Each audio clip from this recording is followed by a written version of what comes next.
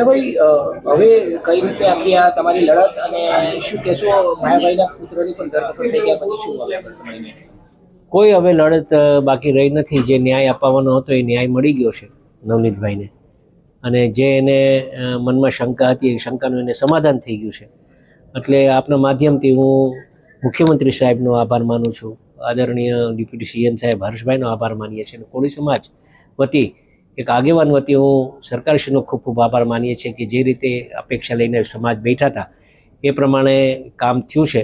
ત્યારે નવનીતભાઈને ન્યાય હવે તો કાયદાકીય આ મેટર છે, અને કાયદાકીય રીતે હવે જે કંઈ પરિણામ આવે એ પછીની વાત છે. પણ આજે જે લોકો દોષિત હતા એ દોષિતને જેલ પાછળ હવાલા કરી દીધા એ બાબતે નવનીતભાઈ અને આખો સમાજ રાજી થયો છે.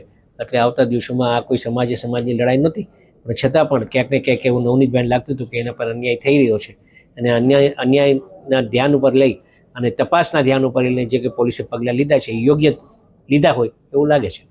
સાહેબ, આટલા દિવસો પછી માયાભાઈ આવીને સોશિયલ મીડિયામાં એક વાત કરી છે, જે થઈ રહ્યું છે સારું થઈ રહ્યું છે, થશે તે પણ સારું થશે, ને આખી જે તમે પણ વાત સાંભળી હશે, કઈ રીતે જોઈ રહ્યા છો?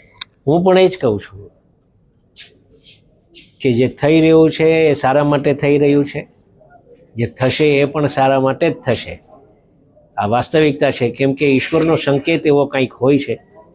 આપણે કંઈક ખોટું કરીએ તો ઈશ્વર એટલા માટે જે થઈ રહ્યું છે સારા માટે થઈ રહ્યું છે એટલામાં સમજી જવાનું હોય કે આટલામાં રોકાઈ જવાનું હોય, આગળ વધાય નહીં, અને એના માટે આ થઈ રહ્યું છે એ સારા માટે થઈ રહ્યું છે, થશે એ બી સારું જ થશે, અને હવનું ઈશ્વર સારું કરે. સાહેબ, એક આખી સવાલ કે આજે અહીંયા સંમેલન હતું, સુરતમાં આવ્યા, અને કઈ રીતનો સંદેશ? કોઈ સંમેલન નહીં, આ માત્ર ને માત્ર મારે આભાર માનવાની હતી. એક બપોરે હું અહીંયા આવ્યો ને બપોરે એક મીડિયા દ્વારા એક સંદેશો પહોંચાડ્યો કે બધાનો આભાર માનો છે, અહીંયા ભેગા થાવ. આટલી મોટી સંખ્યા થશે મને પોતાની આઈડિયા નહોતી, પણ હું ફરીથી આપના માધ્યમથી હું 18 વર્ણના લોકોનો અમે આભાર માનીએ છીએ, સોશિયલ મીડિયાના લોકોનો આભાર માનીએ છીએ, ટીવી મીડિયા જે છે એમનો અમે આભાર માનીએ છીએ કે આ લડતમાં અમારા સાથ અને સહકાર આપ્યો એ બદલ આપ સૌને અમે હાથ જોડી અને ખૂબ ખૂબ કોળી સમાજ દ્વારા આપ સૌનો આભાર માનીએ છીએ. Thank you.